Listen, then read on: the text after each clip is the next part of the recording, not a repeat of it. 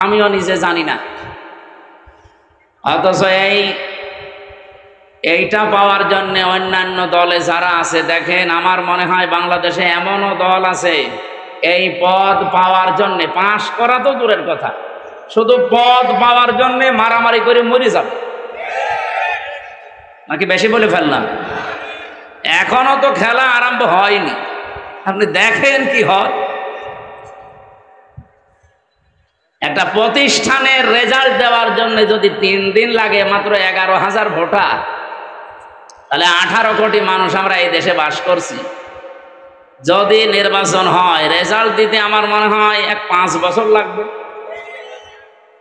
সেই হিসাবে ও ছাতা নির্বাচন এখন দরকার নেই, আগে মাজায় শক্তি করে নেন, মেরুদণ্ডটা সোজা করে নেন, তারপরে আপনারা এতটুকু একটা প্রতিষ্ঠানে রেজাল্ট দেবেন, ছাত্রছাত্রী সবাই আছে না, ওনারা তাকিয়ে আছে আমেরিকার দিকে, ভারতের দিকে, লন্ডনের দিকে।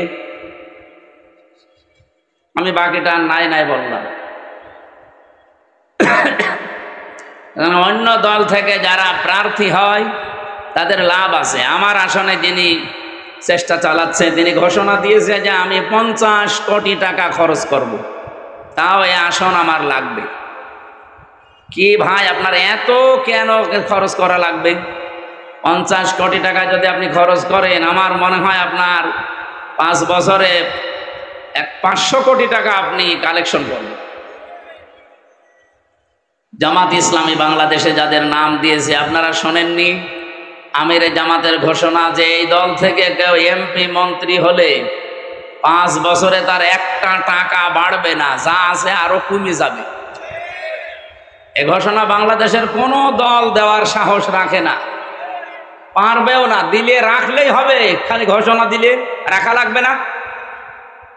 জামাত ইসলামী বাংলাদেশে রাখতে পারে, তার প্রমাণে 1 বছর 1 মাস এদের বিরুদ্ধে একটা চাঁদাবাজির মামলা নেই, ধর্ষণের মামলা নেই। অথচ যারা গলাবাজি করে, যারা এই যে ফাপড় মারে, বাংলায় কি বলে যেন ফাপড় মারে, আপনি দেখেন তো তাদের নামে মামলার পাহাড় জমে গেছে।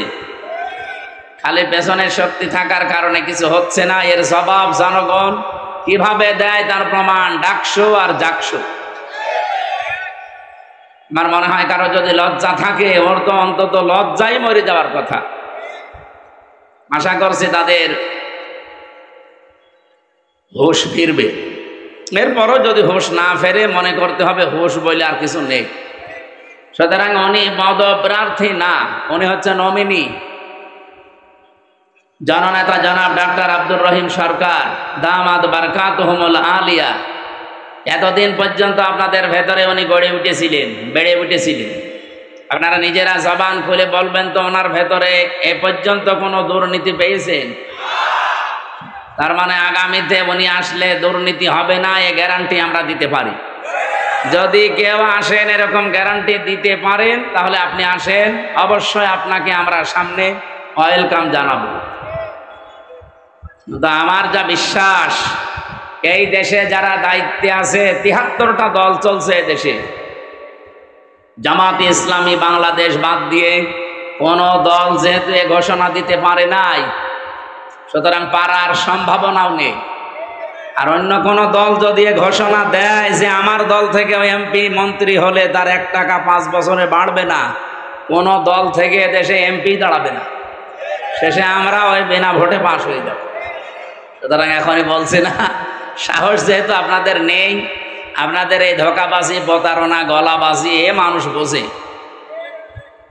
আজকের মাহফিলের প্রধান অতিথি ডাক্তার সাহেবের জন্য দোয়া করছি, আল্লাহ তার এই জীবনটা যেন ইসলামের জন্য কবুল করেন। এ মাহফিলে এতক্ষণ যারাই কথা বললেন, মাওলানা হোসাইন মাহফুজ চুয়াডাঙ্গা, মাওলানা আব্দুল সালাম, বিশেষ অতিথি অনেকগুলো মানুষের নাম আপনারা দিয়েছেন। এই থানার আমাদের অভিভাবক যিনি ওসি সাহেব এসেছেন আজকে, প্রশাসনের আরও যে সমস্ত ভাইরা এসেছে, সারা দেশের 630টা থানায় কম বেশি আমার যাওয়া লাগছে। আল্লাহ যেহেতু পরিচিত করে দিয়েছে, কোরআনের দাওয়াত নিয়েই যাচ্ছি। আর যে জোয়ার দেখতে পাচ্ছি, যদি এবার ইসলাম আসে, আমি প্রশাসনের পক্ষে কয়েকটা কথা সামনে বলার এবং বাস্তবে রূপ দেওয়ার চেষ্টা চালাবো 100 ভাগ ইনশাআল্লাহ। তার 1 নম্বরে অন্যান্য দেশে আমি ঘুরেছি বিশ্বে। বাংলাদেশ পুলিশ বৈষম্যের শিকার হয়ে আছে কয়েক দিক থেকে। তারা এই যে দুর্নীতি মুক্ত করতে পারে না, তার 1 নম্বরে কোনো নেতা খেতা নেত্রীর কথা তাদের শোনার দরকার নেই। আগামীতে ইসলাম যদি আসে তারা চলবে তাদের আইজির কথা মতো। আইজি হবে আবার নিরপেক্ষ। আইজি যদি এই জাহাঙ্গীরনগর ভার্সিটির ভিসির মতো হয়, 3 দিন পরে রেজাল্ট দেবে, তার যে রেজাল্ট দেওয়া দরকার ওইটা দেবে না। এই জন্য আমরা চাইবো যে ওনাদের বিভাগটা নিরপেক্ষ থাকবে এবং যত প্রশাসনে মানুষ চাকরি করে এই দেশে সবাই চলবে তাদের এই চেইন অফ কমান্ড অনুযায়ী। কোন নেতা খেতা নেত্রী কে বলবে সেইটার ধার তারা যেন আর না ধারে, সেই ব্যবস্থা আগামীতে করা হবে ইনশাআল্লাহ।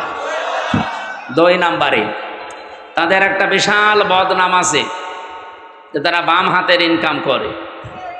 এটা আর নেই কারো। কয়েকদিন আগে খুলনা রেঞ্জের ডিআইজি এসেছিল আমাদের কুষ্টিয়ায়। ওনার বাড়ি আপনাদের পাশে বগুড়াতে। ওনার আমি বলছিলাম যে স্যার, আমারও নিয়ে গেছে মেহমান করি, যে এই যে 8 ঘন্টার পরে যারা ডিউটি করে, বাংলাদেশে শুধু পুলিশেরই মনে হয় কোনো ডিউটি শেষ নেই, 24 ঘন্টায় ডিউটি। আমি কি বেশি বললাম স্যার? 24 ঘন্টায় ডিউটি না? পৃথিবীতে আপনি এমন একটা দেশ দেখান তো যে 8 ঘন্টার পরে আরো বেশি ডিউটি করলে তাদের ওভারটাইম দেওয়া হয় না। ওনারা 8 ঘন্টা ডিউটি করবে সরকারি, এরপরে যদি ডিউটি করা লাগে 2-4 ঘন্টা 5 ঘন্টা, 1 মাস পরে হিসাব করে ওভারটাইমের বেতন দেওয়া। ওনার উপরে ডিপেন্ডেন্ট ওনার মা বাবা ছেলে মেয়ে বউ আরো অনেক আত্মীয় স্বজন আছে। কারণ তারা মনে করে যে প্রশাসনে আছে, ও মনে হয় 2 হাত দিয়ে উপায় করছে। 2 নম্বরে ওনার যে 30, 32, 35, 40, 42 হাজার টাকা বেতন, বলেন এই যে বাজার চলছে, আপনি একটু কথাগুলো বাস্তবে নিয়ে যাবেন। খালি দোষ দিলেই হবে একজনের।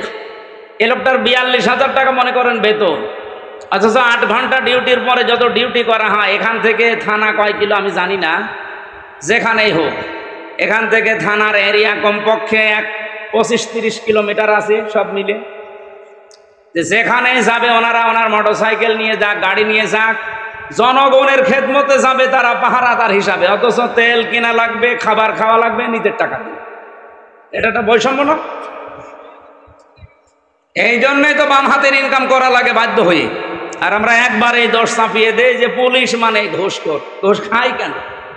আপনি সেই ব্যবস্থা করে দেন।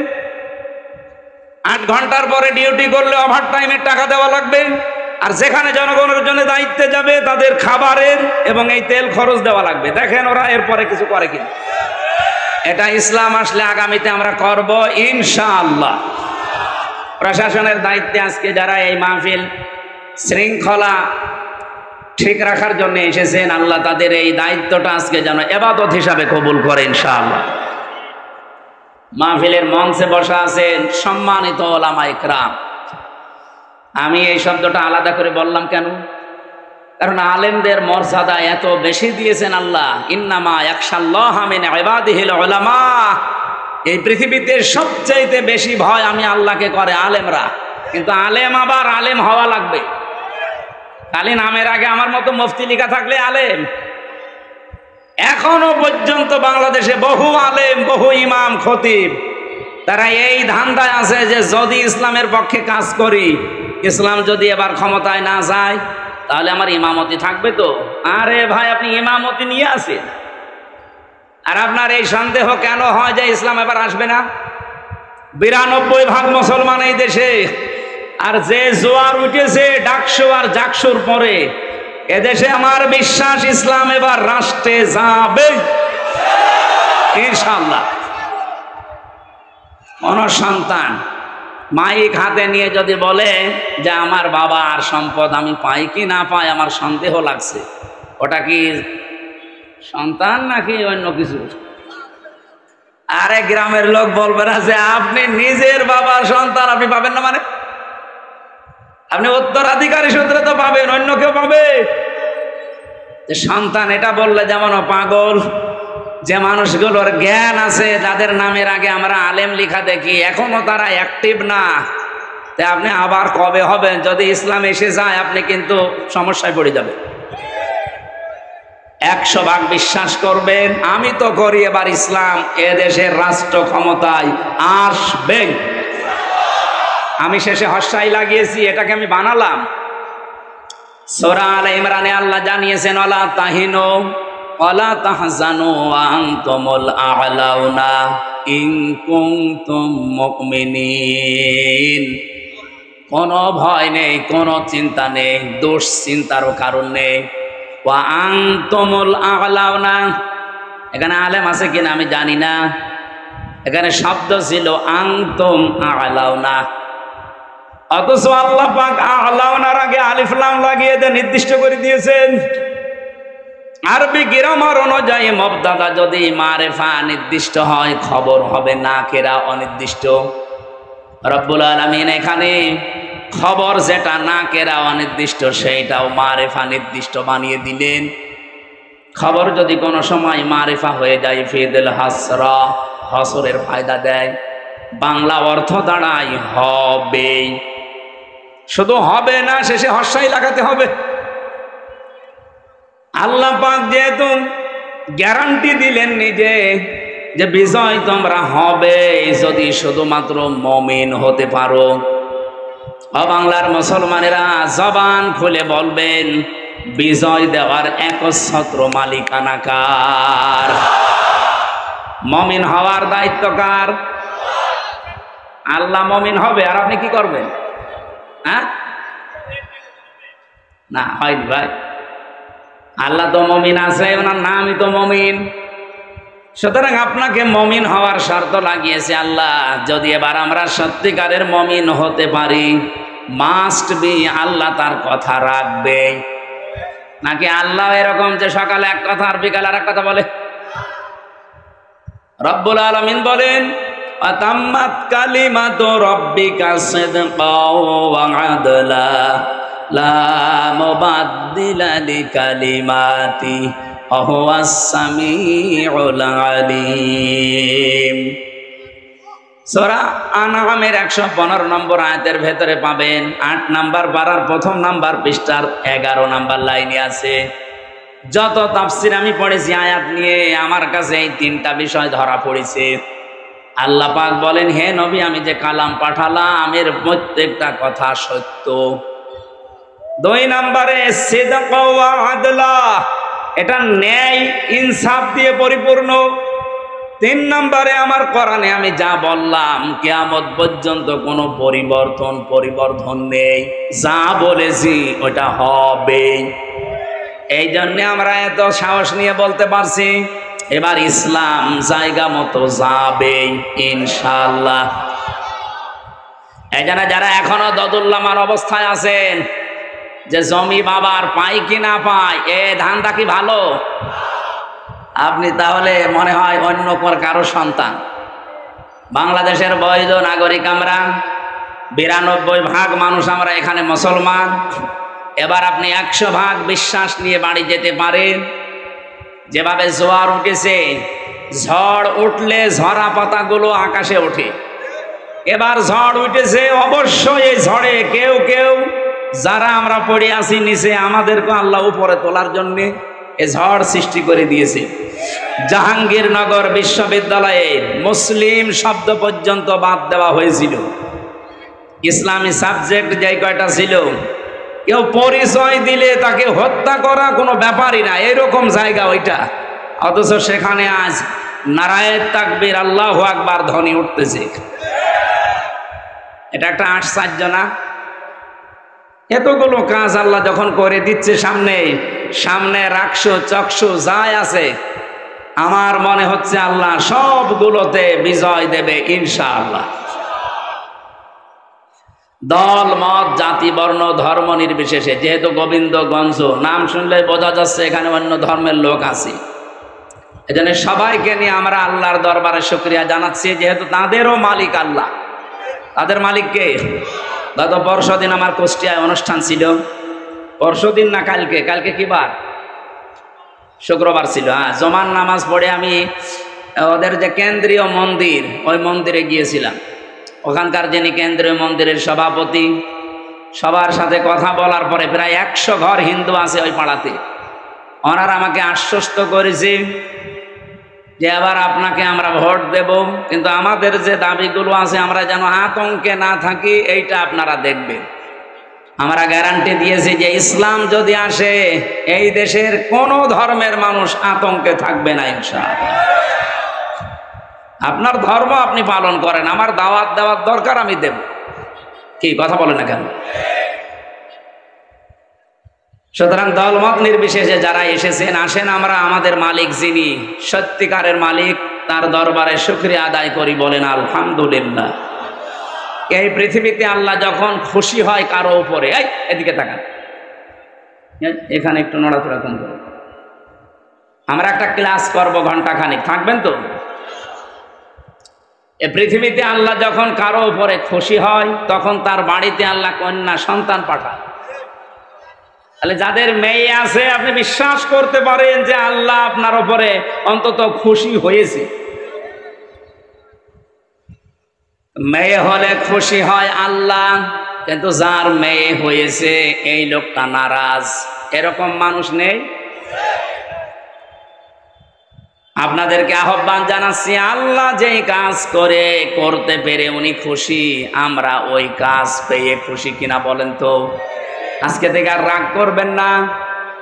আপনি জান্নাত পাবেন কি পাবেন না সে গ্যারান্টি কিন্তু আপনি নিজেও দিতে পারেন না, পারেন না।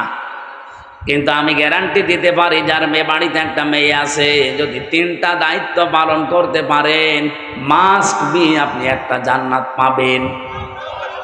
না, আমারও ভুল হয়েছে। একটা জান্নাতের কথা আমি কোরআন আর হাদিসে পাইনি।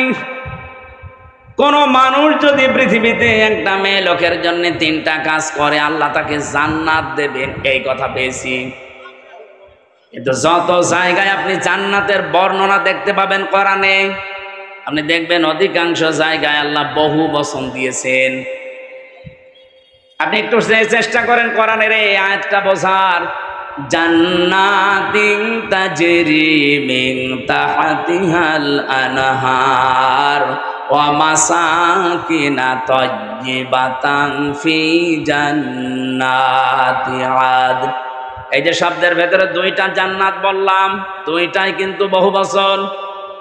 আল্লাহ এক বচন দিতে পারতেন, একটা জান্নাত বহু বচন, মাসাকিন বহু বচন দিলেন কেন? আমরা যারা আরবি গ্রামার বুঝি, পৃথিবীর বহু ভাষায় আমরা দেখেছি এক বচন বহু বচন আছে, কিন্তু আরবের নিয়মটা আলাদা। এখানে এক বচন আছে, দ্বিবচন আছে, বহু বচন আছে। আমি আয়াতটা নিয়ে গবেষণা করলাম, যে চিন্তা করে দেখলাম যে আল্লাহ জান্নাতের কথা বলতে গেলে এখানে বহু বচন লাগিয়েছেন কেন? যেহেতু আরবিতে এক বচনের পরে দ্বিবচন হয়, এরপরে 2-এর উপরে গেলে সেটা বহু বচন হয়। রব্বুল আলামিন তাফসীর পড়তে গিয়ে আমার মাথায় এসেছে এটা, পৃথিবীতে মানুষকে যদি আল্লাহ জান্নাত দেয়, যেহেতু বহু বচন আছে, কম পক্ষে 2 হলে বহু বচন হয় না, 3 হওয়া লাগে। কথা বলেন না? তাহলে আপনি যদি জান্নাত একটা পান, কম পক্ষে 3টা জান্নাত পাবেন। আমার কথা মনে হয় বোঝেন। আপনাকে আল্লাহ জান্নাত দেওয়ার ওয়াদা দিয়েছেন নবীজির মাধ্যমে, একটা মেয়ে হলে জান্নাত দেবে। তাহলে একটা জান্নাত হচ্ছে, তার মানে কয়টা বলেন? হাদিসের ভাষায় একটা জান্নাত যদি আল্লাহ দেয় এই পৃথিবীর 10 পৃথিবীর সমান, তাহলে 3টা দিলে এগুলো তো সব হাওয়ায় ঘুরছে। এই বিশ্বাসটা আপনাকে তৈরি করা লাগবে মুমিন হিসাবে। একটা মেয়ে হলে কমপক্ষে আপনি 30টা জান্নাতের মালিক হবেন, এই দুনিয়ার পরিমাণ। ধরে বলেন সুবহানাল্লাহ। কিন্তু কাজ করা লাগবে এই মেয়ে লোকের জন্য কয়টা? 3টা। 1 নম্বরে আপনি খুশি হয়ে তাকে আদর যত্ন দেবেন, ভালোবাসবেন। 2 নম্বরে তাকে দ্বীন শেখাবেন। 3 নম্বরে সৎ পাত্র দেখে পাত্রস্থ করবেন। হ্যাঁ, আমি দেখেছি বাংলাদেশের বহু বাবা মা গার্জিয়ান এই 3টার হয়তো একটা করে, বাকি দুইটা অধিকাংশ পিতা মাতায় করতে চায় না।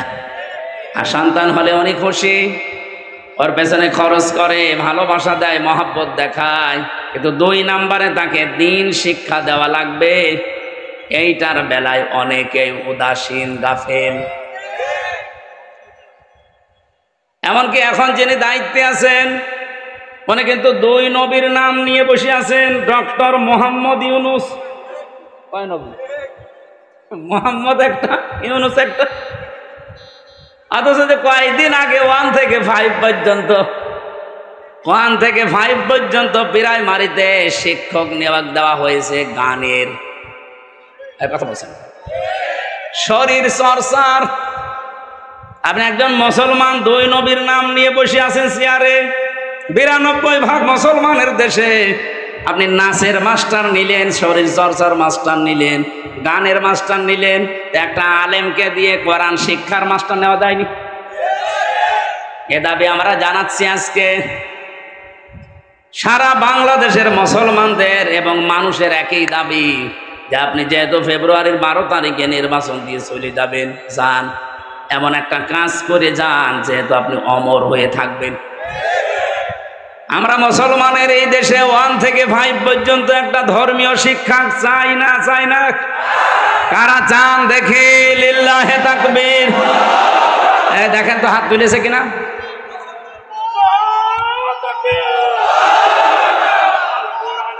আলহামদুলিল্লাহ। আমাদের এই দাবি যদি ডক্টর মোহাম্মদ ইউনুস পর্যন্ত, আমি জানি যে যাবে, কারণ কত ফেরেশতা বসে আছে দেখেন। এই যে কিরামান কাতিবিন না, পৌঁছিয়ে দেবে জায়গা পর্যন্ত। ওনার কান পর্যন্ত যাওয়ার পরও যদি কিছু নাও করে, আমার আরশ পর্যন্ত চলে গেছে।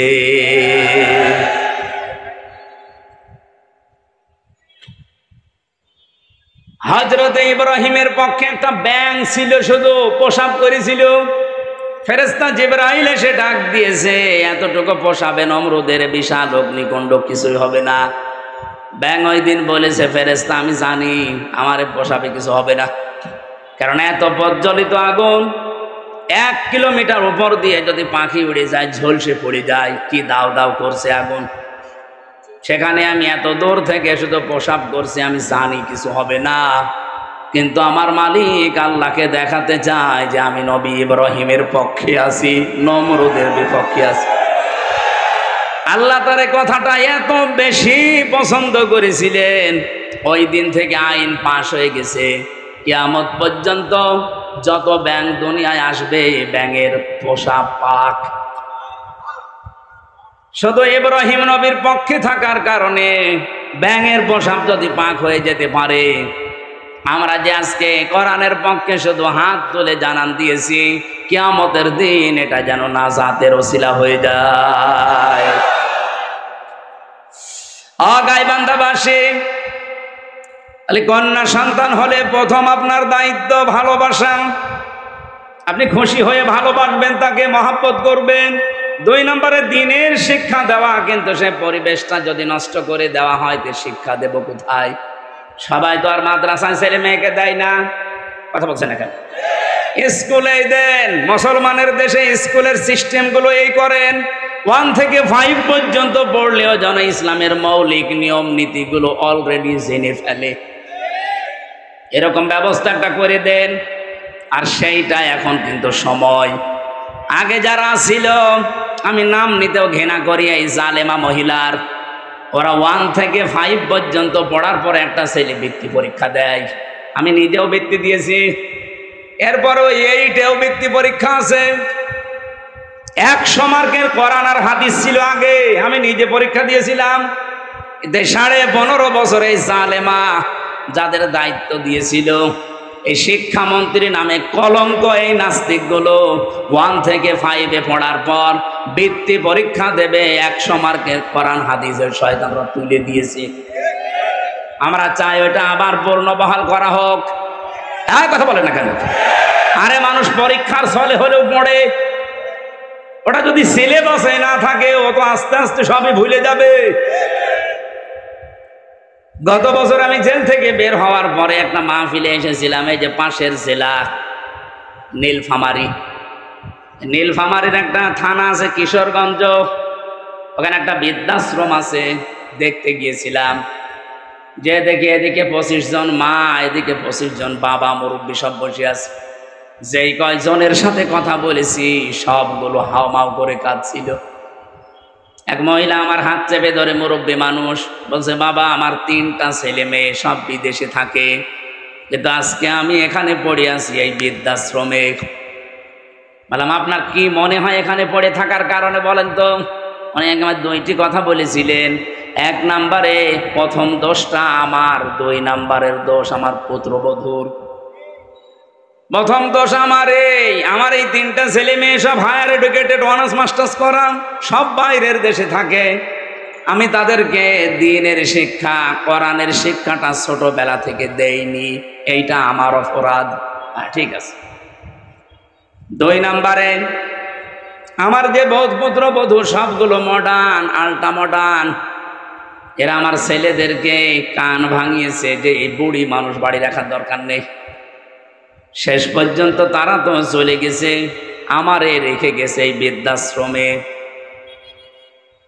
আমি এখন এই যে 24 ঘন্টা কাজ কাম নেই, শুধু পড়তে থাকি, মাঝে মাঝে কোরআন হাদিস ইসলামের ইতিহাস পড়ি। আমি বুঝি এই ছেলেটারও দোষ না, দোষ এখন আমার মনে হচ্ছে। কারণ আল্লাহর কোরআনের যে জ্ঞানটা, ওয়াকাদা রাব্বুকা আল্লা তা'বুদু ইল্লা ইয়্যাহু ওয়া বিল ওয়ালিদাইনি ইহসানা। আল্লাহ বলেন আমি রায় দিলাম, আমি রায় দিয়ে দিলাম, সিদ্ধান্ত দিলাম, ফায়সালা দিলাম, আমি আল্লাহ লিখে দিলাম, আমি আল্লাহ ছাড়া কারো ইবাদত করা যাবে না। আর তোমাদের মা বাবা যাদের আছে তাদের সাথে ভালো ব্যবহার করা লাগবে। আল্লাহর পরে যাদের স্থান তারা কারা? বলেন বলেন।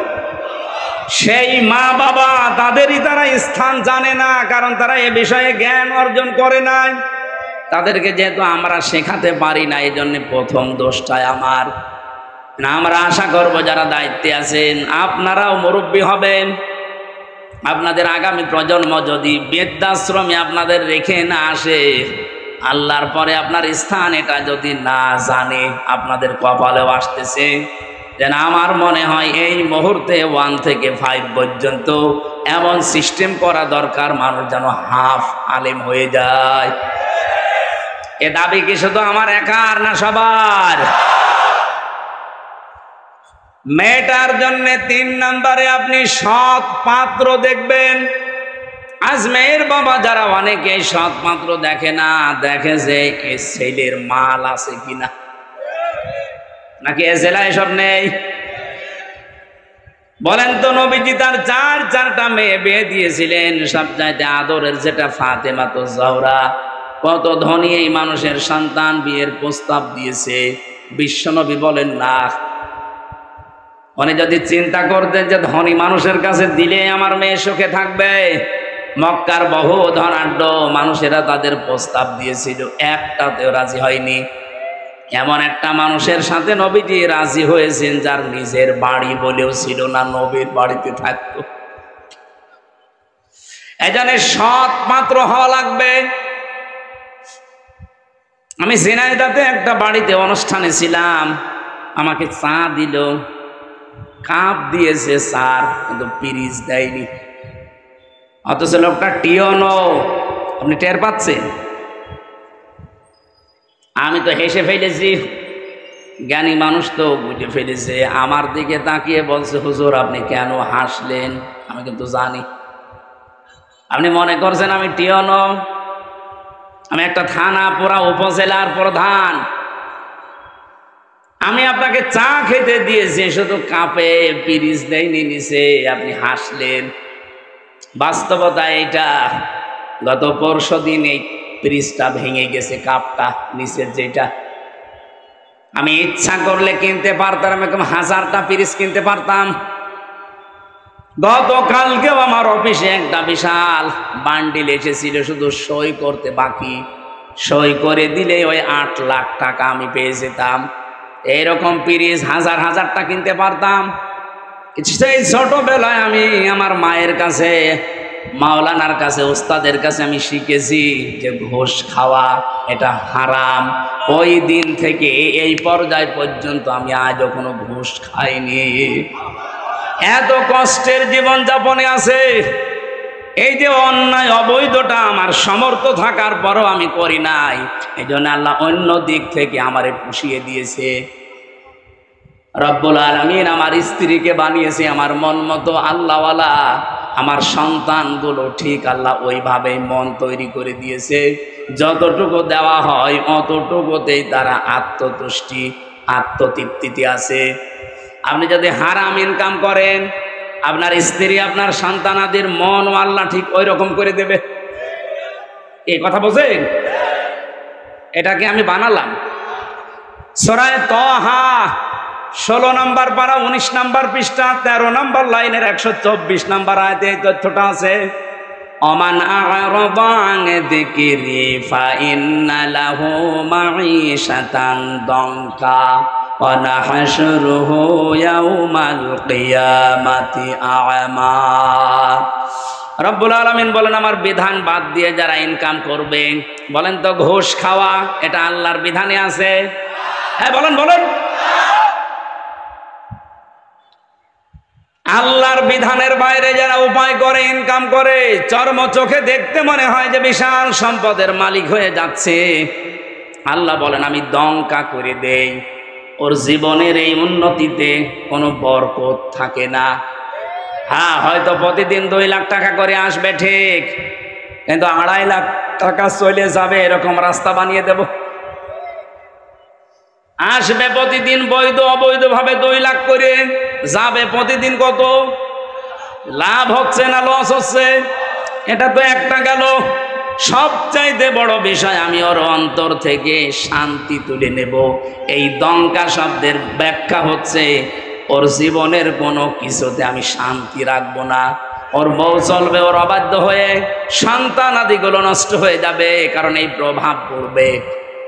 হারাম ইনকাম করে যা খাওয়াচ্ছেন এই সন্তানগুলো হারাম হয়ে যাবে। এতটুকু আল্লাহ যদি শেষ করে দিতেন আয়াতি পড়তাম না। এর পরেরটা আরো ঝামেলা। ওয়া নাহশুরুহু ইয়াওমাল কিয়ামাতি আ'মা। কিয়ামতের দিন ওকে যখন তুলবো, ওর চোখ থাকবে না, অন্ধ হয়ে উঠবে। আমি আল্লাহর সামনে দাঁড়িয়ে বলবে, ক্বালা রাব্বি লিমা হাসারতানি আ'মা। হে আল্লাহ, আমার তো চোখ ছিল, আমি অন্ধ কেন? রব্বুল আলামিন এবারে মানে কঠিন কথা জানালেন যে আমি ওকে সঙ্গে সঙ্গে ধমক দেব। ক্বালা কাযালিকা আতাতকা আয়াতুনা ফানাসিতাহা। তোর সামনে আমার আয়াতগুলো এইভাবেই তেলাওয়াত হতো। হাজার হাজার আলেম ওলামা নবী রাসূলরা তোকে এইভাবে শুনিয়েছে। আমার আয়াতগুলো শোনার পরে এভাবে না শোনার ভান করেছিলি, জানার পরে যেভাবে না জানার ভান করতিস, যেভাবে ভুলে গিয়েছিলি জানার পরে, আজকে তোরে আমি আল্লাহ ভুলে গেলাম। তুই যে আমার বান্দা ছিলি, তুই যে আমার বান্দি ছিলি, কোনোদিন আমার এই জবানে তোর নাম আমি আর উচ্চারণ করব না। বলেন নাউজুবিল্লাহ। ও গাইবান্ধাবাসী, কিয়ামতের দিন যদি আল্লাহ আমাকে না ডাকে, আমার নাম ধরে তার জবানে, আপনার নাম ধরে যদি কিয়ামতে আল্লাহর ডাক না দেয় যে তোর নাম আর কোনোদিন উচ্চারণ হবে না, যা। নিজের নাম উচ্চারণ না হলে কেমন লাগে আপনি জানেন? আমি যখন আয়না ঘরে ছিলাম, মাটির নিচে আমি নিজে দেখেছি, মাটির নিচের ওই দেওয়ালে লেখা আছে। কেউ কেউ এই নখ দিয়ে বড় বড় নখ হয়ে যায়, খুশিয়ে খুশিয়ে দেওয়ালের সাথে লিখেছে যে ভাইরা, এই যে নাম্বার লিখেছি, কেউ যদি বাইরে যেতে পারেন এই নাম্বারে যাবেন যে এই নামের মানুষটা আজও বেশি আছে। মানুষটা পড়ে আছে আজ 8 বছর, 10 বছর, 14 বছর পড়ে আছে, কেউ জানে না। আমার সাথে যারা ছিল 7 বছরের মানুষ আমি পেয়েছি, পাগলের মতো হয়ে গেছে। এত বড় বড় চুল, তার মানে 6 মাস 1 বছর পরে তাদের চুল কেটে দেয় কোনো কায়দায়। আমি তো অল্প দিন ছিলাম, এই জন্য আমার অত কিছু হয়নি।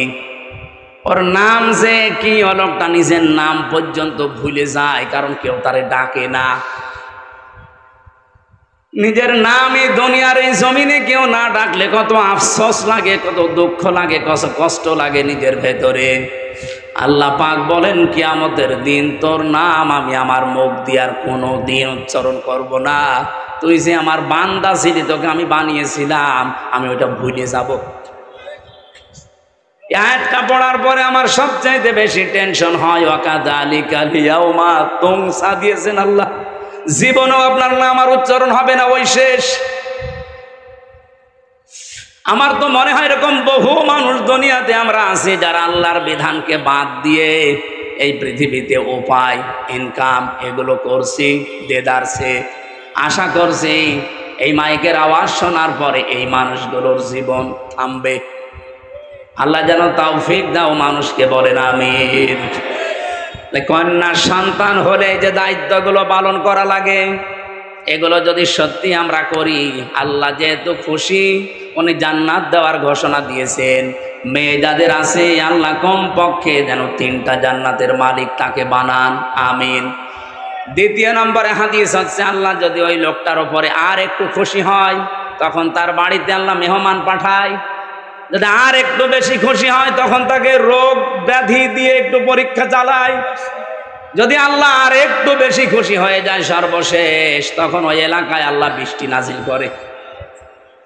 সিস্টেম অপর পৃষ্ঠায় দেখুন, রব্বুল আলামিন বলেন, এটা হাদিস মুসলিম শরীফ, এই পৃথিবীতে আমি আল্লাহ যদি কারো ওপরে রেগে যাই, তার 1 নম্বরে তাদের ওপরে যে মানুষগুলো দুনিয়ায় যৌতুক খায়। এদেশে তো যৌতুক নেই। যৌতুক এটা মানবতার সাথে মহা কৌতুক। আমি এ কোরআন হাতে নিয়ে গ্যারান্টি দিতে পারি, এবার যদি ইসলাম যায়, বারবার তো মেয়ে লোককে আমরা পাঠিয়েছি, 2 মহিলা এটার একটাও করে নাই। ইসলাম যদি এবার যায়, সর্বপ্রথম যৌতুক নামে এই কৌতুককে ঝাঁটা পিটা করে বিদায় করা হবে।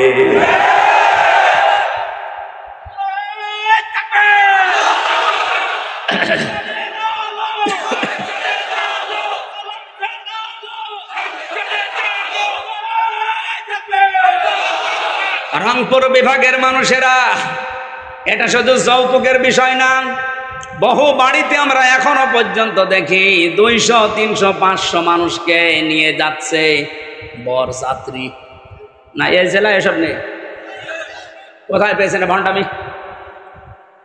বরযাত্রী ইসলামে নেই, বরযাত্রী ইসলামে নেই। এগুলো এসেছে হিন্দুদের সংস্কৃতি থেকে। হ্যাঁ, ইসলামে আছে অলিমা। কি অলিমা করা লাগে? ছেলের বাড়ি না মেয়ের বাড়ি? আপনি যদি কিছু করতেই চান, ছেলের বাড়িতে আপনি অনুষ্ঠান করবেন, 200-500 না 1000 মানুষ খাওয়ান, কোনো অসুবিধা নেই। আপনি মেয়ের বাবার বাড়িতে তার অনুমতি ছাড়া, তার সন্তুষ্টি ছাড়া একটা পানও খাওয়া আপনার জন্য জায়েজ নেই। আর আপনি 200 মানুষ নিয়ে খাওয়াচ্ছেন গরুর মতো। আজকে থেকে সিদ্ধান্ত নেওয়া লাগবে যে যেটা ইসলামে নেই, এই বরযাত্রীর দাওয়াত পেলেও আমি আর জীবনে যাব না। কারা কারা রাজি আছেন দেখি? অনেকে হাত তুলছে না। ঠিক আছে,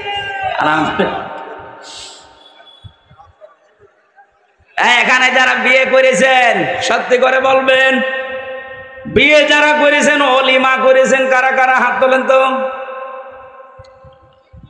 আন্দাজে হাত তুলছেন না? ওসি সাহেব হাত তুলতে পারিনি, তার মানে উনি অলিমা করিনি, বরযাত্রী নিয়ে গেছে। সিস্টেম হয়তো জানতো না, আগামীতে এই সিস্টেম বাংলাদেশে থাকবে না।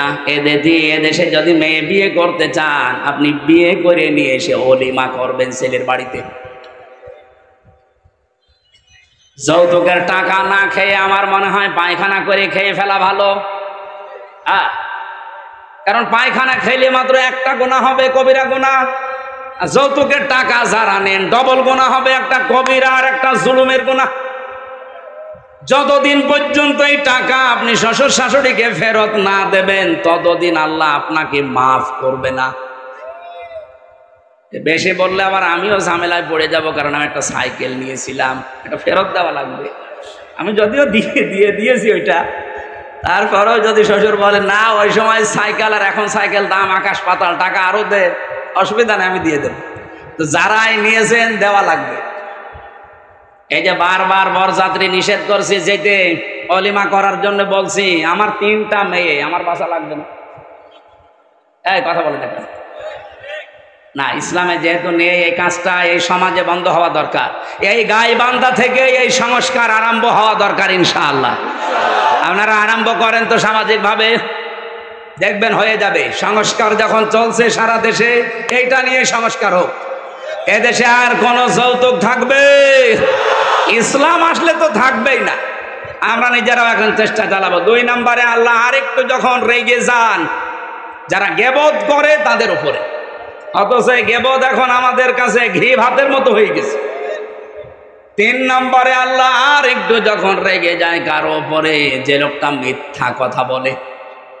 এদেশে তার এটা নেই। আগস্টের 5 তারিখের আগের কথা বাদ দেন, আমার তো মনে হচ্ছে আগস্টের 5 তারিখের পরে যত মিথ্যা মামলা আর মিথ্যা সাক্ষী বেড়েছে, নাকি এ জেলায় বন্ধ আছে? সারা দেশের অবস্থায় এক, মিথ্যা মামলা আর মিথ্যা সাক্ষী, এটা 180 মাইল বেগে অনেকে চালাচ্ছে। আরে ভাই আপনি অত্যাচারিত, আপনার চাইতে আমি কি মাজলুম কম? আমি তো মামলা দিলে মিথ্যা সাক্ষী জোগাড় করলে 1000টা করা যায়। আমার বিনা কারণে মিথ্যা একটা মামলা দিয়ে মিথ্যা 4 জন সাক্ষী জোগাড় করে 3 বছর আমারে ফাঁসির কন্ডেম ছেলে রেখে দিয়েছিল। আমার বাবার কাছ থেকে ওরা প্রায় 32 লাখ টাকা খেয়েছে। আমার তো এখন তারা যদি মাফ চায়, আমার মনে হয় ওই টাকা ফেরত নেওয়া দরকার। আগস্টের 5 তারিখের পরে খুব বেশি হলেও 9 তারিখের দিকে আমারে কল দিয়েছিল যে ওসি আমার মামলা রায়, বলছে হুজুর মাফ করে দিয়েন। কে আপনি? বলছে আমি সেই মিজান। ও মাফ তো করে দেব, অসুবিধা নেই, আমার টাকা ফেরত দেন। মাঝে মাঝে বহু টাকা আপনি আমার বাবার কাছ থেকে নিয়েছেন, আমার বাবা সব হিসাব করে রেখেছে, ওই টাকাগুলো ফেরত দেন, আপনারে মাফ করে দেব। কি করলেন এতগুলো টাকা নিয়ে? খেতেও তো পারেন না, যা করেছিলেন এখন পালিয়ে থাকেন। অবৈধ ইনকাম করলে যে কি হয় তার বাস্তব প্রমাণ এই ফ্যাসিস্টরা। কথা বলেন না কেন? কিছুদিন আগে আমি সিঙ্গাপুরে ছিলাম, মালয়েশিয়া, 2টা রাষ্ট্র যেহেতু পাশাপাশি, যে হোটেলে উঠেছিলাম নিচতলায় নেমে দেখি 2 জন বসে বসে চা খাচ্ছে আর মুখ নিচু করে আছে। চেহারা দেখে আমি চিনে ফেলেছি, যে সালাম দিলাম, বলছো হুজুর আমরা আগেই পালিয়েছি। আরে ভাই আপনি তো বলবেন ওয়ালাইকুম আসসালাম, না বলছো হুজুর আমরা আগেই পালিয়েছি। 3 তারিখে ভাব দেখলাম যে ভালো না, এজন্য রাতে টিকিট কেটে চলে এসেছি। আমি ওই সময় ওনারে বলেছিলাম আপনি পালালেন কেন? আপনার না 620টা বাড়ি? কত? 620টা বাড়ি ওই লোকটার। ওরা সাহেব পাড়া বানিয়েছে মালয়েশিয়ায়, সিঙ্গাপুরে ফ্ল্যাট নিয়েছে, কানাডায় ওরা বানিয়েছে, লন্ডনে বানিয়েছে বেগম পাড়া, বিভিন্ন দেশে তো আছে, এই বাংলাদেশেও বহু জায়গায় তাদের বাড়ি। আল জাজিরা রিপোর্ট দিয়েছে ওই লোকটার বাড়ির সংখ্যা 620টা। আল্লাহর কি ইশারায় একটা বাড়িতেও থাকতে পারে না, হোটেলে থাকে। আমি বললাম আপনি বাইরে বের হতে পারেন না, সব সময় এখানে পড়ে থাকেন। হুজুর বাইরে যাব, কোন আশায় যাব? 20 লাখ বাঙালি থাকে মালয়েশিয়া, আমারে যদি দেখতে পায় পিটিয়ে ভক্ত বানিয়ে ফেলবে, এজন্য বাইরে যায় না, খালি এখানে আর নিচতলায় আসি মাঝে মাঝে চা খাওয়ার জন্যে। আপনি দোয়া করেন। আমরা দোয়া আপনার জন্য আসবে, আপনি যা করেছেন আপনার জন্য দোয়া আসবে। এই জন্য জালেমদের পরিণতি কি হয়েছে এটা দেখার পরেও যদি এখনো কারো হুঁশ না হয়, আমার মনে হয় এরা যেন নেপালের দিকে তাকায়। দেখেন না মন্ত্রীদেরকে নদীর ভেতরে চোবাচ্ছে, এখন আরম্ভ হয়েছে মোদির ওখানে। বাংলাদেশ থেকে মনে হচ্ছে সারা বিশ্ব শিখে ফেলেছে। অবৈধভাবে কেউ আর আগামীতে টিকে থাকার চেষ্টা করবেন না, জীবনেও পারবেন না। কারণ সে ভুল এদেশের মানুষের ভেঙে গেছে। এক কথা বলে না কেন? এই দেশ থেকে শিক্ষা নিয়েছে সিরিয়া, এই দেশ থেকে শিক্ষা নিয়েছে নেপাল, এই দেশ থেকে শিক্ষা নিয়েছে দাদারা। দেখেন কি হয় দাদার। আমার তো মনে হয় কোরআন হাদিস পড়ে যতটুকু পেয়েছি, মোদির করুণ পরিণতি হবে এই কারণে শয়তান আল্লাহর ঘর টুকরা টুকরা করেছে। আল্লাহর কত ঘর সে ভেঙেছে বলেন তো? আল্লাহর ঘরের ইট পাথর খোলে নাই, ওর কপালে লাগিয়েছে এটা। দেখেন কি টুকরা টুকরা হয়। আল্লাহ পাক বলেন ইন্নাহুম ইয়াকিদুনা কাইদা ওয়া আকিদু কাইদা ফামাহিলিল কাফিরিনা আমহিলুহুম রুয়াইদা। পৃথিবীর মানুষেরা বিভিন্ন ষড়যন্ত্র চক্রান্ত করে, তখন আমি ঢিল দেই। ঢিল দিতে দিতে এমন পর্যায়ে পৌঁছায়, ও জায়গায় যাবার পরে ওর আর ফিরে আসার কায়দা থাকে না। যেমন ফেরাউনকে, ওকে আল্লাহ সুযোগ দিয়েছিল, ওই সময়ও যদি নদীর পাশে থেকে ফিরে আসতো তাও বেঁচে থাকতো, অন্তত এই করিন পরিণতি হতো না। ওর বৃদ্ধি এত বেড়েছিল, ফেরেশতা জিবরাইলকে আমার আল্লাহ একটা ঘোড়া দিয়ে পাঠিয়ে দিয়েছিলেন, মেয়ে ঘোড়া, মাদি ঘোড়া। ফেরাউন যেটা চড়েছিল ওটা টাট্ট ঘোড়া। ওর সামনে যখন এসে লাফ দিয়েছে, এই পুরুষ মানুষের মতো এই ঘোড়াও দিয়েছে লাফ। মাঝখানে যাবার পরে যেভাবে করেন পরিণতি আপনারা বিভিন্ন তাফসিরে শুনেছেন। রব্বুল আলামিন বলেন মানুষ অন্যায় করতে করতে যখন দেওয়াল পর্যন্ত চলে যায়, ওকে আর ফিরে আসার সম্ভাবনা থাকে না। এজন্য আমাদের যখন সময় আছে, এই মিথ্যা মামলা, মিথ্যা কেস থেকে, মিথ্যা সাক্ষী থেকে যদি আগামীতে এই বাংলাদেশে বাঁচতে চান, দলমত দেখা যাবে না, সবাই মিলে ইসলামকে সংসদে পাঠাতে হবে। সবাইকে আহ্বান জানাচ্ছি, আসেন ইসলামকে পাঠান। আপনিও নিরাপদে থাকতে পারবেন, আমিও নিরাপদে থাকতে পারবো। গোবিন্দচন্দ্র পরামানিক, রাজবাড়ি বাড়ি, উনি সারা বাংলাদেশের হিন্দু মহাজোটের মহাসচিব। সেদিন ঢাকাতে আমারে বলছিল, মাওলানা জামাত ইসলামী বাংলাদেশ যদি এবার রাষ্ট্রে আসে, আমার বিশ্বাস দেশের সব ধর্মের মানুষেরা নিরাপদে থাকতে পারবে। তা হিন্দু মানুষ কথা বুঝে ফেললো, আর আপনার বুঝে আসে না। আপনি কোন ধান্দায় আছেন? ইসলাম না আসলে 54 বছর কি হয়েছে আপনি দেখেন না। কেউ কেউ চ্যাম্পিয়ন হয় দুর্নীতিতে, আর কেউ কেউ 15.5 বছরে কি করলো নিজের চোখের সামনে। আমার 33 বছর বয়স, 92 সালে আমার জন্ম। সেই হিসাবে আমি 33 বছরের ভেতরে 18 বছর থেকে যদি আমি ভোট দিতে আরম্ভ করতাম, 3 বার ভোট দিতে পারতাম, একবারও পারি নাই। আগামীতে আমার একটা আশা, একটা শখ, একটু ভোট দেব। সেটাও দেখছি অনেকে এখন বন্ধ করার রাস্তায় আছে। এই কথা বলে না কেন? আপনি বলেন ডাকসুর মতো কয়েকটা ছাত্র, মাত্র 11,000, এই রেজাল্ট দিতে আপনার 3 দিন লাগে। কোন কারণে? আপনি যদি এত অ্যানালগ হয়ে থাকে, ডিজিটাল বাংলাদেশে আপনার মতো মানুষ ভিসি হওয়ার দরকার নেই। আপনিও পথ ছেড়ে দিয়ে ভিক্ষা করে খান। 11,000-এর যদি এই অবস্থা হয়, 18 কোটি মানুষ যখন ভোট দেবে, বলেন কত বছর লাগবে গণনা করতে? 5 বছর পার হয়ে যাবে না? এজন্য এই পদ্ধতি যদি অব্যাহত রাখেন আপনারা, আগামীতে কোনো নির্বাচনই আর বাংলাদেশের মানুষ মেনেও নেবে না, দেবেও না। কারণ এই নির্বাচন হচ্ছে সে আগের মতো আবার সেই 9 সাল নাকি 8 সালে হয়েছিল না, এরপরে 14 সাল, এরপরে 18 সাল, এরপরে 24 সাল, যা হয়েছিল আবার যদি ওই রকম হয়, আমরা আশা করছি যারা দায়িত্বে আছে তাদের কোমর যেন সোজা থাকে। কাকে ভয় পান আপনি? এতগুলো মানুষের রক্তের উপরে বসে আছেন, আপনার বিবেকে কিছু বলে না? 2732 জন মানুষের জীবনের উপর আপনারা বসে আছেন। কঠিন সিদ্ধান্ত নিয়ে অটল থাকা দরকার আমার মনে হয় যারা দায়িত্বে আছে।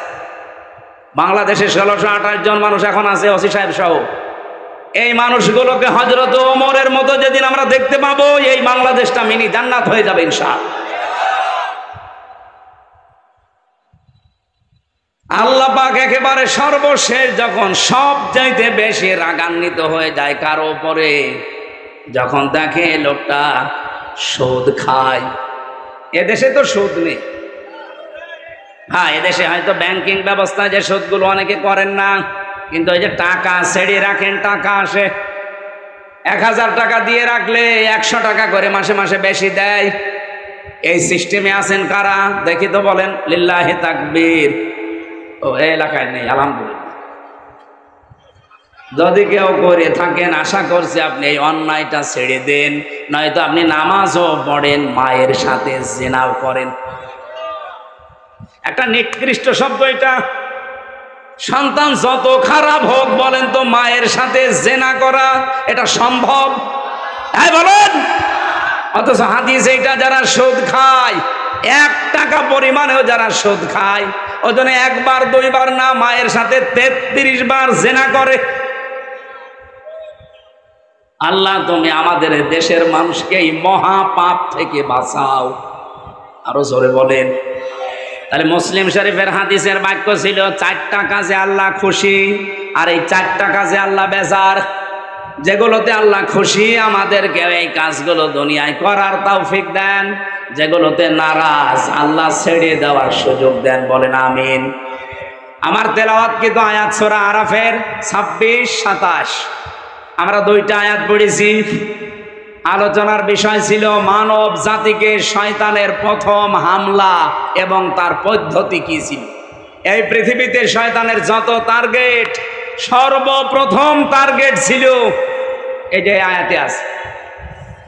রব্বুল আলামিন বলেন, ইয়া বানি আদম ক্বাদ আনজালনা আলাইকুম লিবাসা। হে বনি আদম সন্তান, এখানে লক্ষ্য করেন আল্লাহ কিন্তু ঈমানদারকে ডাকেন নাই, আল্লাহ মুসলমানদেরকে আলাদাভাবে বলেন নাই, ডাক দিয়েছেন ইয়া বানি আদম, হে বনি আদমের সন্তান। বলেন তো অন্যান্য ধর্ম যারা মেনে চলেওয়ালা বনি আদম সন্তান কিনা? বলেন বলেন। তার মানে অন্য ধর্মের লোক যদি আশপাশে থাকেন, সে আপনি হিন্দু হন, খ্রিস্টান হন, বৌদ্ধ হন, যারা আছেন সবাইকে আল্লাহ ডাক দিয়েছেন, কারণ সবার মালিক কে? বলেন বলেন। ওরা হয়তো বাপ দাদার কথা মানতে গিয়ে সরাসরি বলতে পারে না আল্লাহ, কিন্তু মনের ভেতরে এটা ওদের আছে। বিপদে পড়ে দেখবেন তখন কিন্তু আল্লাহ ছাড়া আর কোনো ভগবানের নাম মনে আসে না। কথা বলেন। আমি বরিশালে ছিলাম ছোটবেলায়, যেতাম তখন নৌকায় ব্রিজ ছিল না, হঠাৎ দেখে একটা ঝড় উঠেছে। আমরা তো পড়ছি লা ইলাহা ইল্লা আনতা সুবহানাক। পাশে আমার দেখে এক দাদা হিন্দু আর দাদি, ওরা বলছে লা ইলাহা ইল্লাল্লাহ। কি গো, চেহারা দেখে তো মনে হচ্ছে অন্য ধর্মের লোক। কালেমা পড়েন, মুসলমান হয়েছেন? বলছে না। পড়েন কি করে? বলছে যে ঝড় উঠেছে এ কালী দুর্গার কাজ না, আল্লাহ লাগবে। মানে সবার মনের ভেতরে আল্লাহ একজন আছে, কিন্তু বাস্তবের খাতিরে অনেকে বলতে পারে না। আল্লাহ যেহেতু সবার মালিক, সবার রব, এই জন্য উনি ডাক দিয়েছেন ইয়া বানি আদম, হে বনি আদমের সন্তানেরা, কদ আনজালনা, অবশ্যই আমি নাজিল করেছি, আলাইকুম, তোমাদের ওপরে, লেবাসা, পোশাক। কি করে এই পোশাক তোমাদের? ইওয়ারি সাওয়াতিকুম রিসা, তোমাদের লজ্জা নিবারণ করে। 2 নম্বরে তোমাদের সৌন্দর্য বৃদ্ধি করে। একটু খেয়াল করেন এদিকে, জরুরি না হলে ওঠেন না তো ভাই। এলাকার কি বিড়ির ফ্যাক্টরি আছে স্যার? অনেকের বিড়ির নেশা লাগে, তো ওই যশোর এলাকায় গেলে বিড়ি আছে, একটু পরে দেখে উঠে যে বিড়ি খেয়ে আবার আসে, এরা আবার বিড়ি খেতে যাচ্ছে।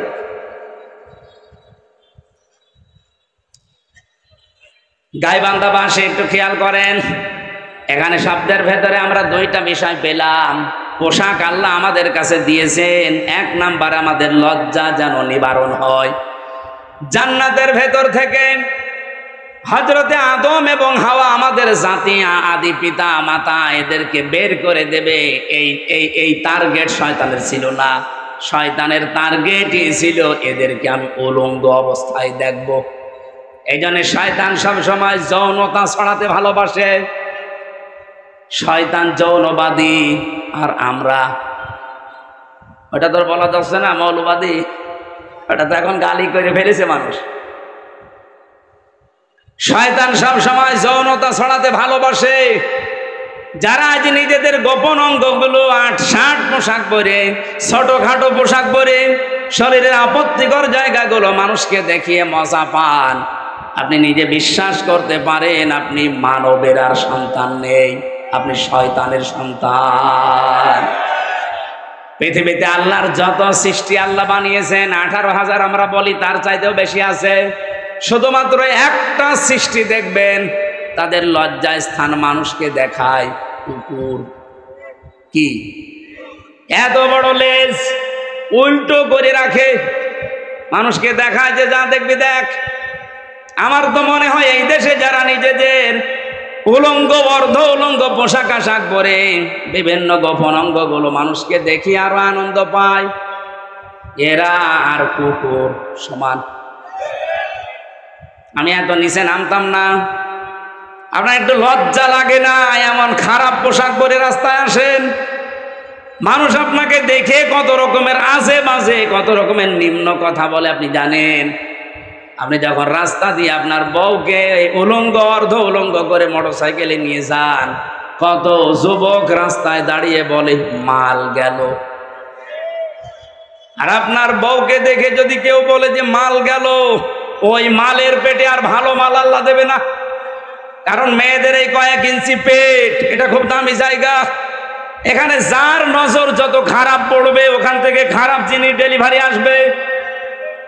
বলে যে হুজুর দোয়া করেন ছেলে যেন আব্দুল কাদের জেলানির মতো হয়। ছেলে আব্দুল কাদের জেলানি এমনি হবে?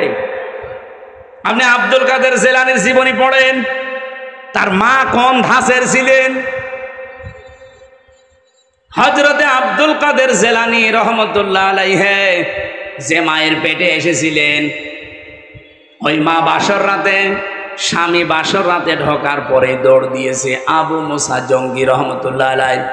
আমি তার জীবনী পড়তে গিয়ে এটা পেয়েছি। স্ত্রী তখন ডাক দিয়ে বলছে, স্বামী আপনি দৌড় দেবেন না, আমার বাবা আপনাকে যেই কয়টা কথা বলেছিল সবই রূপ করতে ঠিক আছে। আমার বাবা বলেছিল আমি নাকি অন্ধ। হ্যাঁ আমি অন্ধ। যৌবন পাওয়ার পরে আজ পর্যন্ত আমার চোখ দিয়ে আল্লাহর নিষিদ্ধ কোনো জিনিস আমি দেখি নাই। মেয়েরা যৌবন পায় কখন? এখানে একটা মাসলা বলা দরকার। মেয়েরা এসেছে, সম্মানিতা মা বোনেরা, যখন পয়েন্ট এসেছে আপনাদের মাসলাটা জানা দরকার। মেয়ে মানুষেরা যৌবন প্রাপ্ত হয় যখন তাদের শরীর খারাপ হয়। সেটা 12 বছর, 15 বছর, 16 বছর যাই হোক, যখনই শরীর খারাপ হবে ওই দিন থেকে তাদের নামাজ এবং রোজা ফরজ। এরপর থেকে বাবার আন্ডারে মায়ের আন্ডারে যতদিন থাকবে, যদি এক ওয়াক্ত নামাজও কাজা করে, যদি না পড়ে যা গোনা হবে এই বাবা মার। হ্যাঁ, এখানে আরেকটা বিষয় বলা দরকার। মেয়ে কখন যৌবন পেয়েছে এটা অনেক বাবা জানে না, কিন্তু মা জানে। এক কথা বলছেন এখানে। এখানে মায়েদের উচিত বাবাকে আপনি ইঙ্গিত দেবেন, তোমার মেয়ে কিন্তু এই অবস্থা। সকালে ফজরের নামাজ শুধু নিজে ঢিপ দিয়ে চলে আসবা না, সেজদাটা মেয়েও যেন দেয় সে ব্যবস্থা করো। ও এতদিন তো অভ্যাস ছিল না, ওকে অভ্যাস তৈরি করাও। হয় নিজে ডেকে দাও, নিজে নামাজের তাকিদ দাও, না আমাকে দিয়ে ভালো করে তাকিদ দাও। কারণ এই মেয়েটা এই যে 12 বছর 13 বছরে যৌবন পেয়েছে, এরপরেও নামাজ পড়ে না। কিয়ামতের দিন যখন আল্লাহ বিচার করতে বসবে, না জাআলুহুমা তাহাতা আকদামিনা, তোমাকে আর আমাকে সামনে নিয়ে আল্লাহ বলেন মুখের উপরে জোড়া লাঠি দিয়ে জাহান্নামে দেবে। বহু মেয়ে বহু ছেলে জোড়া লাঠি মুখে দিয়ে আপনাকে আমাকে জাহান্নামে নেবে, শুধু অসচেতন থাকার কারণে। এই জন্য সচেতন হবেন আজকে থেকে মায়েরা। আমি যেদিন যৌবন পেয়েছি ওই দিন থেকে আমার এই চোখ দিয়ে কোনো নিষিদ্ধ জিনিস আমি দেখি না। এই জন্যে বাবা আপনাকে বলেছে আমি নাকি অন্ধ। আমার বাবা বলেছিল আমি ন্যাংরা, হ্যাঁ, আমার এই পা দিয়ে হারাম কোনো কাজে আমি যাইনি। বাবা বলেছিল আমি কালা, হ্যাঁ, আমার এই কান দিয়ে আমি আজ পর্যন্ত কারো গীবত শুনিনি। বাবা বলেছিল আমি বোবা, আমার এই মুখ দিয়ে হারাম কোনো কথা আমি বের করি না। এই যে এতগুলো কথা শোনার পরে এই বংশে এসেছিল, এই মায়ের পেটে এসেছিল হযরতে আব্দুল কাদের জিলানী।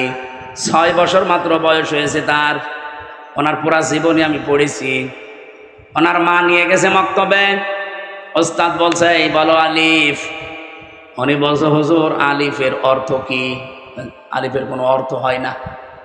উনি ওই দিনই বলেছিল ওস্তাদ আলিফের যদি অর্থ না হয় ও জিনিস আমি পড়ি না, কারণ যে জিনিসের অর্থ নেই ওই জিনিস পড়ি আমি করব কি? আপনি আমাকে অর্থ শেখান। উনি বলছে তুমি জানো আলিফের মানে? হ্যাঁ জানি। বলো দেখি। উনি আলিফ লাম মিম দিয়ে আরম্ভ করেছিলেন আল্লাহু লা ইলাহা ইল্লাহু আল হাইয়ুল কাইয়্যুম। সূরা বাকারার 255 নাম্বার যেটা আয়াতুল কুরসি বলে আমরা জানি। এ পর্যন্ত তেলাওয়াত করে আসলেন। এবার তিনি আল্লাহর পরিচয় তুলে ধরলেন 10টা। এখানে আল্লাহর 10টা ক্ষমতার কথা আছে। ওস্তাদ কাঁদতে কাঁদতে বেহুশ হয়ে গেছে। হোশ ফেরার পরে বলে মা আপনার ছেলেকে কোনো জায়গায় মনে হয় পড়িয়েছেন, আমার কাছে নিয়ে এসেছেন পরীক্ষা করার জন্যে। ওস্তাদ বলে না। মা বলছে আমি এইমাত্র আপনার কাছে প্রথম নিয়ে আসলাম, কোনো জায়গায় নিয়ে যাইনি। ওস্তাদ বলছে আপনার তো সৌভাগ্য যে এতটুকু বাচ্চা এর কোরআনে কারিমের প্রায় 18 পারা পর্যন্ত আয়ত্ত করা আছে।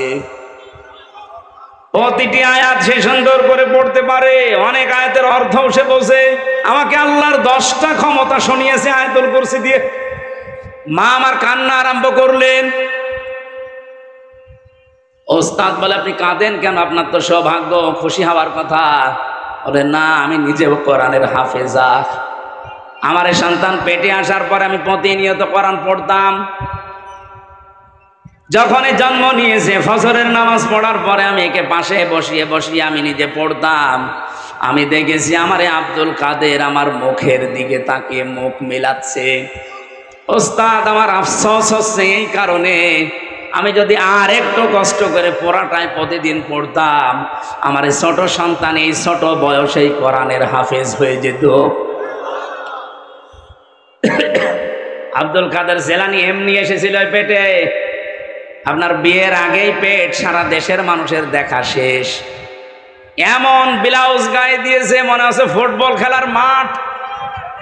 কথা বলছেন, এই দিক থেকে একটা ফিতা, ওই দিক থেকে আর একটা ফিতা, মাঝখানে দিয়েছে গেরো, ওটা ফুটবল খেলার সেন্টার। কত মানুষ আছে বাসে নজর ওই দিকে দেয় নাকি এই এলাকায় সব নেই? মা বোন যারা এসেছেন নিজেদেরকে রক্ষা করেন। আল্লাহ এর পরের শব্দে দিয়েছেন রিশা, শুধুমাত্র লজ্জা নিবারণ করার জন্য পোশাক দেয়নি, সৌন্দর্য বৃদ্ধি করার জন্য পোশাক আমি দিয়েছি। হ্যাঁ, এখানে ব্যাখ্যা দুইটা। আপনি শুধুমাত্র সৌন্দর্য প্রদর্শন করতে পারেন পোশাক আশাকের মাধ্যমে, বিবাহিতা মেয়েরা তার স্বামীর কাছে। কথা বোঝা যায়নি?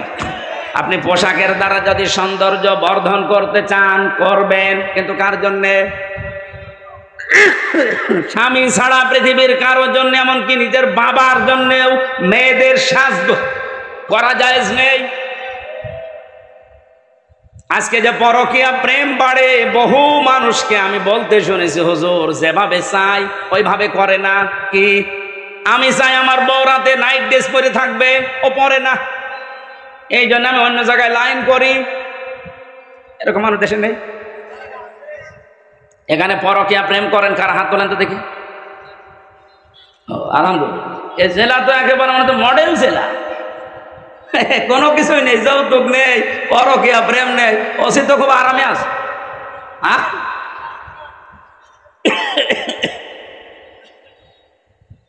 না, মেয়েদের কিছু উদাসীনতার কারণে হাজারো স্বামী খারাপ হয়ে যাচ্ছে। এরা যে কল দিয়ে বলে একেবারে মিথ্যা হলে তো বলতো না। সম্মানিতা মা বোনেরা, এই রিশার ব্যাখ্যা যেটা আপনি কিন্তু ধরা পড়ে যাবেন। আশা করছি আপনি একটু অ্যাক্টিভ হবেন এই ব্যাপারে। লিবাসুত তাকওয়া যালিকা খায়র। আল্লাহ বলেন সর্বোত্তম পোশাক হচ্ছে তাকওয়ার পোশাক। প্রশ্ন আসতে পারে তাকওয়ার আবার পোশাক হয়? হ্যাঁ হয়। তাকওয়ার পোশাক কি? এখানে যদি প্রশ্ন করা হয় 100 জনের 98 জন বলতে পারবেন না।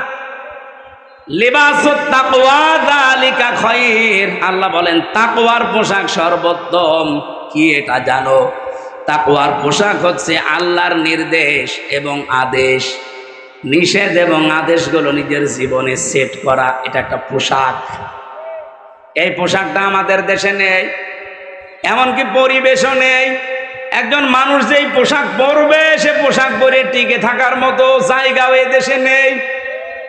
ওসি সাহেব চেষ্টা করছে বাঁচার, উনি বাঁচতে পারছে না। ওনার উপরে এমন আল্লাহর ওলি বসে আছে যে ওনাকে খারাপ হতে বাধ্য করে। আমি কি বেশি বলে ফেললাম? এরকম জায়গা দেশে নেই। এই জন্য আমাদের একেবারে শুরু থেকে শেষ পর্যন্ত এমন ভাবে তৈরি করা দরকার, আগামীতে ইসলাম দিয়ে আমরা সাজাবো, দুর্নীতির দল বাংলাদেশে থাকবে না ইনশাআল্লাহ। বাইরের দেশগুলো ঘোরাঘুরি করে আমার এতটুকু অভিজ্ঞতা হয়েছে, তারা দাঁড়িয়ে গেছে শুধুমাত্র দুর্নীতি আর খাদ্যে ভেজাল তারা দেয় না, এই কারণে। আপনি দেখেন মালয়েশিয়া 2004 সাল থেকে তারা দাঁড়িয়ে গেছে। এই 21 বছরে তারা বিশ্বের মানচিত্রে আজ একটা নাম করা দেশ। আর আমরা 54 বছরেও দাঁড়াতে পারিনি। কারণ দুইটা, এদেশে দুর্নীতি বন্ধ হয় না আর খাদ্যে ভেজাল দেওয়া শেষ হয় না। এই দুইটা কন্ট্রোল করতে পারলে আমাদের দেশও দাঁড়িয়ে যাবে ইনশাআল্লাহ। আর এটা করা একমাত্র সম্ভব ইসলামের জন্য, ইসলাম ছাড়া সম্ভব না। যালিকা মিন আয়াতিল্লাহ। আল্লাহ বলেন এগুলো আমার নিদর্শন, লাআল্লাহুম ইয়াযাক্কারুন। আশা করছে আমার এই ওয়াজ তোমরা মেনে নিবা। এখন একটা একটা করে যত আয়াত আছে এর উপর ভেতরে এক একটা শব্দে লক্ষ লক্ষ কথা আছে। আপনারা ভেজা কাদা বিভিন্ন জায়গায় দাঁড়িয়ে বসে আছেন, এই কষ্টের দিকে তাকানো লাগছে। আর আমি, আপনারা জানেন, বাংলাদেশ জামাত ইসলামী থেকে আমার নমিনি বানিয়েছি। সেই সকাল থেকে শুরু করে সন্ধ্যা পর্যন্ত 8টা 10টা করে অনুষ্ঠান। এরপরে মাগরিবের পরে বের হয়ে এসে 9:30 10টায় আপনাদের অনুষ্ঠান ধরি। আমরা আজকে আর টানতে পারছি না, 11:30 বাজে। মেয়েদের জন্য এই বইটা নিয়ে যাবেন, পারিবারিক জীবনের সমস্যা এবং সমাধান। আমি জেলে বসে লিখেছিলাম, এসে বাইরে এসে এটা প্রিন্ট দিয়েছি। একটা মেয়েদের, একটা পুরুষ